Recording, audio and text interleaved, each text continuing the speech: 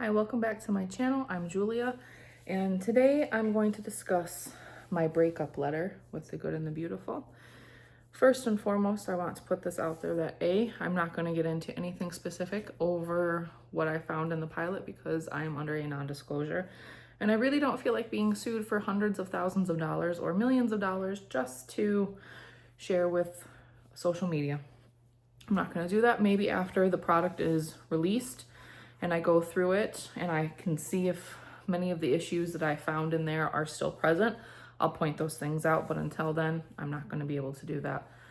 Secondly, this isn't one of those social media videos to post just for the sake of ratings or clicks or clickbaiting or rage baiting, or to put something or someone down, or to make the homeschooling mother feel less than inadequate, to put guilt on you, to make you question what you've spent your money on, to make you second guess your decisions. This is about giving you information and a perspective so that next year, for your next school year, you have more understanding. You have had time. You've had a whole full school year. So this is mid-July that I'm filming this, mid-July of 2025.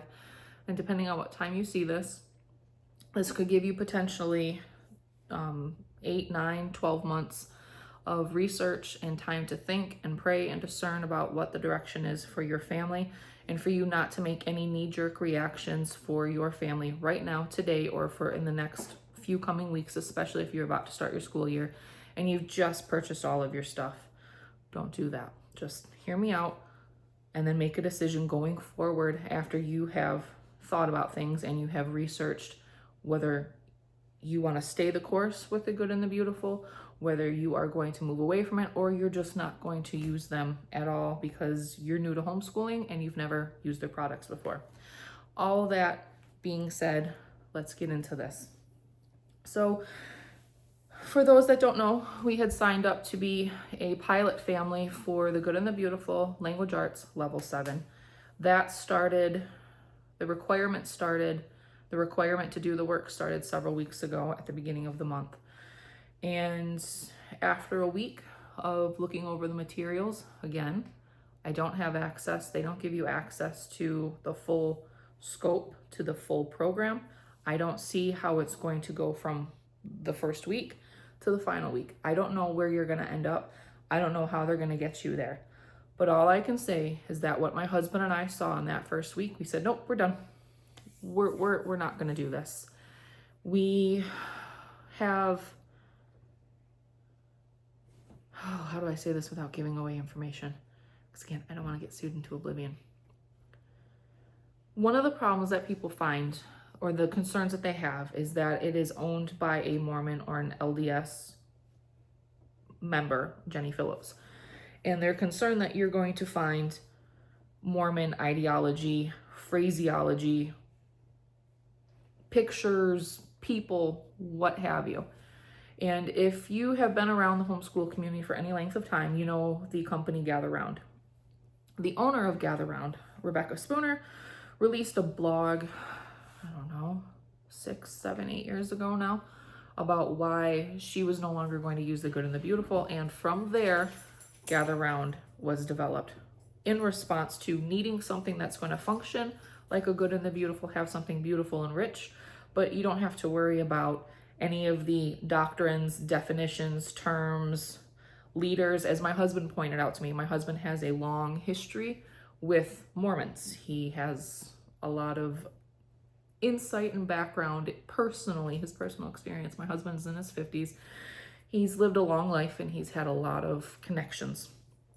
And let me know that they refer to themselves as bishops, or they have bishops in their hierarchy, much like the Catholic Church, but they are prophets. And a lot of people are concerned you're going to get that in their books. And from the ones that I had looked over, I didn't see anything. None of the definitions really lend themselves to that sort of a religious, what am I trying to say here? I've got a lot on my mind. I'm trying to be judicious with how I phrase things. It wouldn't be blatant that that's what they were trying to get you to see or understand would be something from the Mormon ideology. That being said, we saw the materials that we were given, and I'm not going to say what parts and what pieces, but there was something that my husband and I were looking at together at the same time, and we both picked out something at the same exact time, and we both understood that particular sentence, that particular wording as being very specific to Mormon ideology. Can't say what it was. Maybe it's going to be taken out. Maybe someone will flag that, because when you're doing a pilot, you get to make comments, you get to take surveys, you get to say, hey, we noticed this, hey, we noticed this, this worked great for us, this wasn't good for us, this took too long, my child is still not understanding this concept, and they rework everything to kind of fit their little test subjects and to build their curriculum from the test subjects. So it is possible that that will be taken out. But that was just the cherry on top of, no, we're not going to do this anymore. The other thing that we noticed, and that we're noticing in general, this isn't just Good and the Beautiful, is the dumbing down of standards for the homeschool community. If I'm shaking, I'm sorry. I'm just one of those people. I have to constantly move when I talk on the phone. I walk in circles in my house. I don't like standing still. There is a big push to dumb the standards down. I collect what I would consider vintage, homeschool vintage books that were published for homeschoolers or that homeschoolers used in the 80s and 90s. And while that's not what we would consider vintage, for a homeschool community, that would be. And the standards that they had for their children 30, 40 years ago is not what you're going to find in homeschooling today. And there are certain companies that have a much higher level standard that will get you about what those standards used to be. And then you have companies that are nowhere near that. And what we have found with the Good and the Beautiful, it just continues to lower the standards and lower the expectations. I pointed all of this out. I sent a very long email that took me about a week to draft and compose, read it over and over and over. And I pointed out these findings of how their first edition language arts, their first edition math, their first edition sciences had a much higher bar to them for your students to complete. Maybe they weren't the highest bar, maybe they weren't ever going to compete with, say, IEW or a Memoria Press, but they were certainly high, and they were good standards to what you get now. It is a night and day difference, and I pulled some things out to show you. So if you are familiar with their current science, because I have issues with the science that they're releasing for high school, this is what their first edition birds science used to look like. Look at how thick this is. I don't have it in a binder, so this is like all floppy like a jellyfish. But you can see with my hands how thick that is, my thumbnail. Just based on my thumbnail, how thick that is. And this is just a 8 to 12 week study. This isn't a year-long packet. And before anybody says, but that includes the student journals. No, it does not. These were the student journals that it came with. So all of that information from the birds unit was just for the birds unit. That had nothing to do with the student journals. Nothing. That was all separate. I don't have the current birds unit, but here's geology. They're all roughly the same size compared to my thumb. Look at that.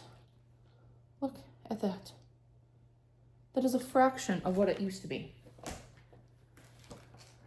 And then if you look at the spacing in the pages, compared to how dense the writing is in these. Oh, I just flipped to a, let me find you. Look at how dense that is. Very big difference.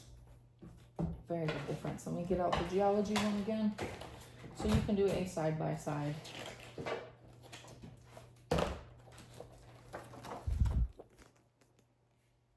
You see that?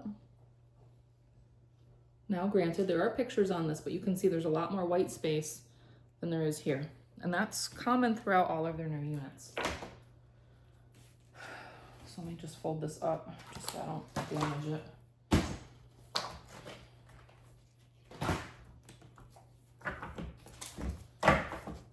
But that's just science. That is birds. Here is arthropods. Now, some of this is because I went through, you can see the envelopes. I went through and I copied the envelopes, or the terms and definitions, and I put them in envelopes. But still, if you see very closely where the envelopes are, where everything else is, right here, how thick that is of information. And that doesn't include the little books. And then they've updated it recently in the last few years, and they've taken out so much of that information, and they've consolidated, they've removed, they've tweaked, and every time they consolidate, remove, and tweak the information that is shared with your children, the expectation, that your children have for requirements to pass the course continue to narrow and shrink. They are not aligned with Common Core, but anybody who is familiar with Common Core, and if you don't know the ins and outs of Common Core, I will recommend that you look for the channel from Dr. Duke Pesta, P-E-S-T-A, Dr. Duke Pesta. He has thousands of hours maybe on YouTube from 2008, maybe 2010 to about 2022, detailing Common Core, detailing its history, detailing its inception, detailing all of the information, the data collection. And yes, Common Core, a big part of Common Core was collecting your data and housing your data, which is why you have data centers going up all over our country. In our state where we live, we have a population of about 5 million people, although we have a very large landmass for a state. And we have 48 data centers just in our state that we know about. That does not include what is proposed to be added to that in the future, just for a state of 5 million people. Common Core collects your data. So all of these sites, Good and the Beautiful, everybody else that uses apps, that uses videos, that uses any of your technology is collecting your data. That's just how it works. Google does it, everybody does it. Khan Academy does it, everybody does it. When you sign on to an app, the company knows that. They know who signed on, who's using it, for how long, what you did, what you struggled with, what you repeated, what you skipped through, everything. They know it. They know everything. They can even track what type of device you logged on with. Did you use your laptop versus your cell phone versus your desktop? They know these things. And so when you are purchasing products, including the Good and the Beautiful, and you see that their music appreciation course and their high school biology course are all moving to a fully or mostly online platform or through the use of apps, that's very disturbing. Our children should not be data points for you to collect. Us homeschooling our children is because we want to do what's best for our children, not to make you money and not for you to mine as much information from our families as you possibly can. There's something really, really wrong with that. So in addition to all the standards being dumbed down, to now putting your children even more in front of screens than what they should already be in front of, which I don't think we should have our children in front of screens very often. That's my TV. I keep it behind the cabinet, behind the closed doors. Because even if we had the doors open and the TV's visible, my kids want to use it, they want to see it. I keep it closed, out of sight, out of mind. My children do not have their own cell phones. My oldest is going to be 13. She doesn't have her own email address. I don't let them play around on apps. I don't let them do these things. Part of it is because they collect the data from you. Part of it is because it's incredibly addicting. And your brain doesn't know the difference between Angry Birds, Minecraft, an educational documentary, or the Good and the Beautiful biology that you're watching on TV. It is an online textbook. You can't print these products. You have to have your child engaged with a computer screen. That changes the brain chemistry. That changes how your child interprets information. And there are more studies than I can count that will show you that when you're consuming the electronic content, whether it's a book on your phone or it's through the television or through your laptop, your brain does not assimilate that information in the same way as it does with print. The same goes for apps. Your body, your brain does not use that information the same way it would with actual print books, in person, touching, smelling, seeing. It is not the same thing as you seeing, saying, writing using your hand. Completely different. It also, we have studies that show that it causes your brain to shrink. It changes the chemical makeup of your brain. It changes how your brain gets the information from one part to the other. The neurons from your brain to your spinal cord, all of that is impacted. We have studies that show that your language skills retard. I mean, I have no other word to use. I mean, it's a politically incorrect word, but that's literally what happens. You regress. Your skills regress. Your vocabulary regresses. Your thought process regresses. How you structure your sentences regresses. Everything regresses. And so everything that we are seeing through our government education system, and you can go online, you can watch YouTube, you can get this information anywhere. You can see the state of our culture because of this little phone that I'm filming on and putting that in the hands of children whose brains are not fully developed, who are not going to be fully developed until their mid-20s. And you are essentially causing them physical harm. That's not to say that you, mom, are wrong, are bad. You are trying to hurt your children. I'm saying that these companies who, again, The Good and the Beautiful, has released 2 blogs just in 2025 talking about how we need to take our children and remove some of the screen time and wean them off of screen time because the screens can be damaging. They acknowledge that. Whether they go in depth with the scientific information is not necessary. You can find that on your own. But they acknowledge that the tech in children's hands is not good. And here they are giving your children their information with more and more tech. And then the print that they release is becoming rather ugly. This is what you get for your music study. You get a bunch of clip art because if you want the beautiful, you want the good, you have to sit your child down in front of a TV screen or a computer screen to watch and listen for 20 to 30 minutes for an elective. An elective, that's not any of your main, that's not anything else. That's not online tutoring, that's not IEW videos, that's nothing. It's just this. That's really bad. It's really bad. It's really sad that that's the level that we're going to. And I pointed all this stuff out in my breakup letter, and I did get a response, and I'm debating about whether or not I share that response in the future. I may, because I want full transparency. I don't want you just to take what I say and run with it as gospel, because you have a right to have a fully informed decision. I have to think about that more because I don't know what the legal ramifications would be, if any, because they weren't aware that I would be sharing that publicly. So I don't know if that's something I can do. I need to cover my own tush here. But the one thing that stood out to me was it didn't matter that I went through in detailed math, science, language arts, the various editions, what we're seeing, the studies that confirm this, and I put in there their own links to their own blog posts about similar things that they have discussed.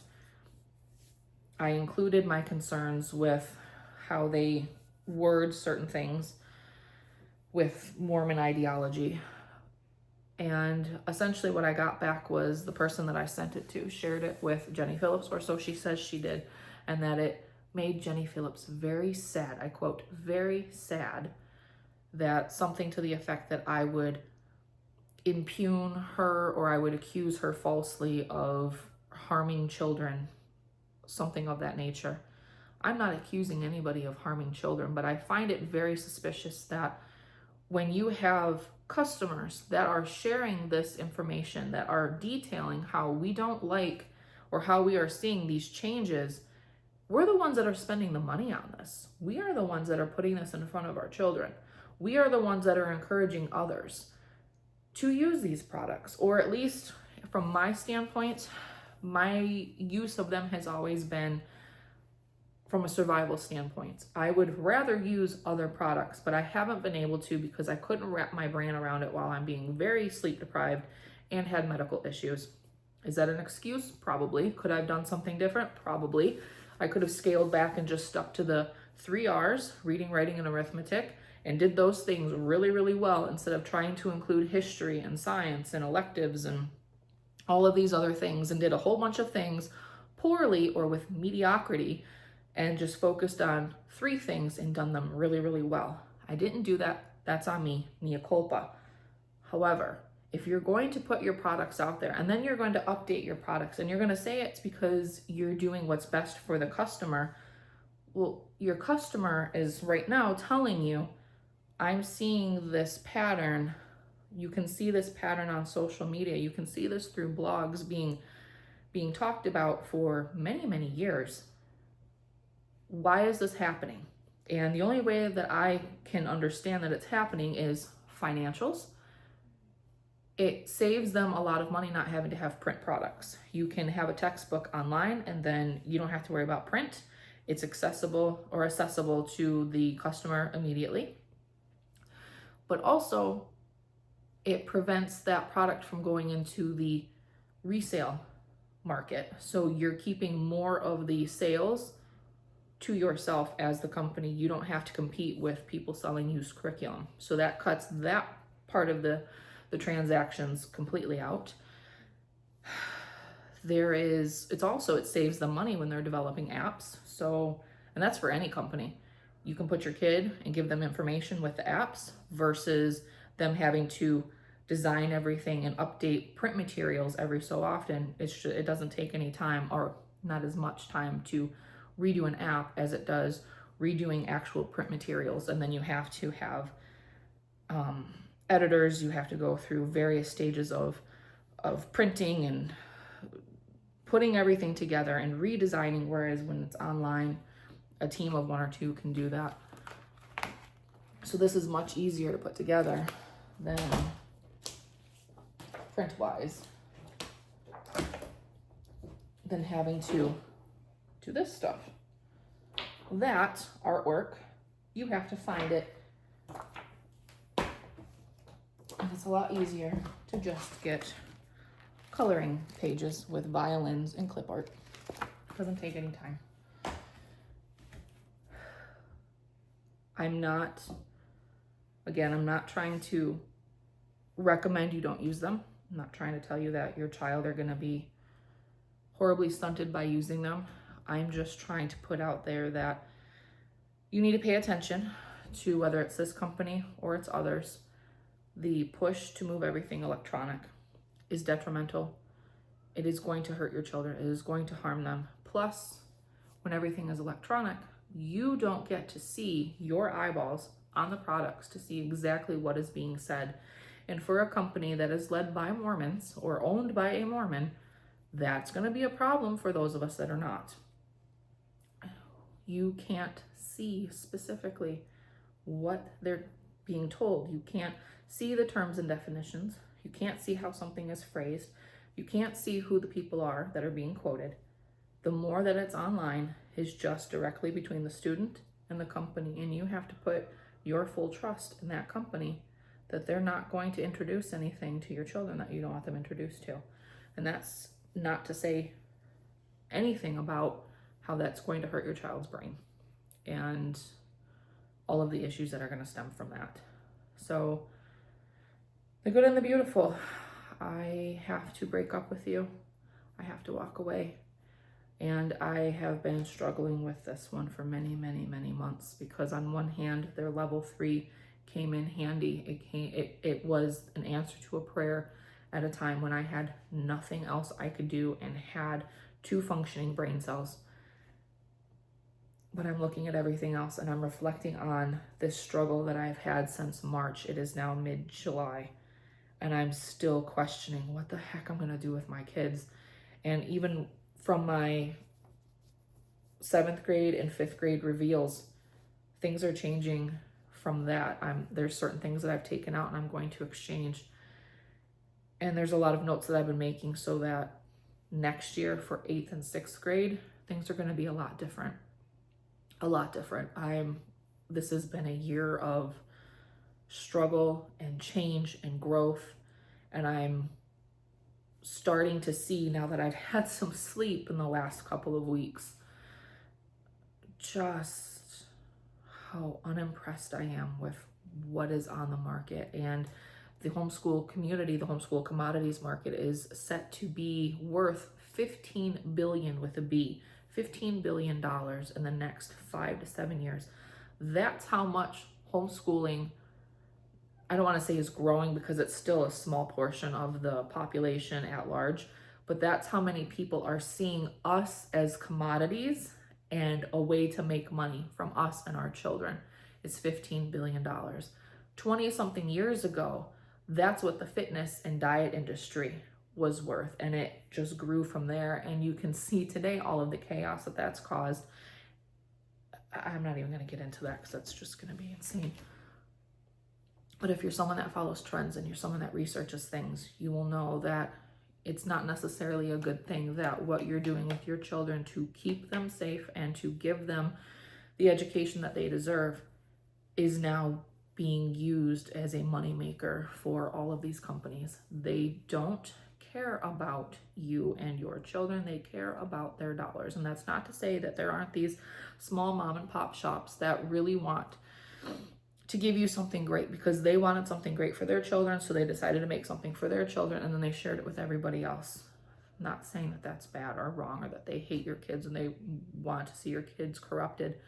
But at the end of the day, unless it is a communist country like North Korea and all the materials are sponsored by the government, they are in it to make money. They're not just making these things and releasing them and say, here you go for free. Because even though The Good and the Beautiful does allow their math and language arts to be downloaded for free, they are building yet another warehouse because that is drawing in. You give something for free, it gets people in the door so that all of your other materials and programs and books are then advertised and say, well, if you like this, you'll really like this and this and this and this. It's a marketing ploy. Not saying that there wasn't good intent behind it and that there isn't good intent behind it. But it is not completely self-sacrificing either.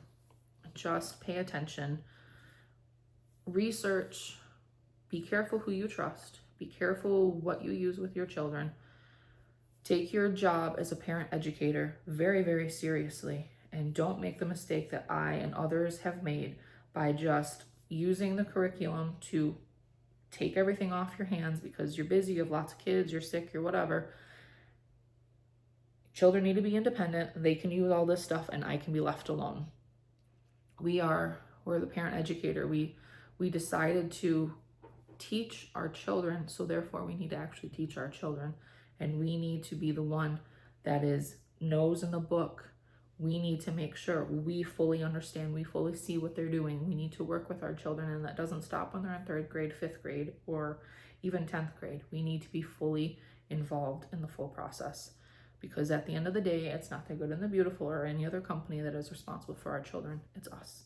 We as the parent need to do this. So if you've made it this long, I appreciate that. If you have any questions, concerns, your thoughts, are you somebody that has walked away? Why did you walk away? Are you somebody that has maybe done the opposite? You heard everybody walking away and you're like, well, I'm just gonna join them because obviously everybody's rallying against them. They must have something out there that's great. Are you somebody that loves their stuff? Do you have concerns? If you switched, what did you switch to? Just let me know. I'm still in the investigation phase myself. I think I know what I'm gonna be leaning towards, and I don't even think it's Charlotte Mason. So any thoughts, ideas, I'm open. I've got a year to figure out what I'm doing next year. So thanks for the rambling. Thanks for listening to everything. And hopefully I made some sense. And I'll see you guys on the flip side.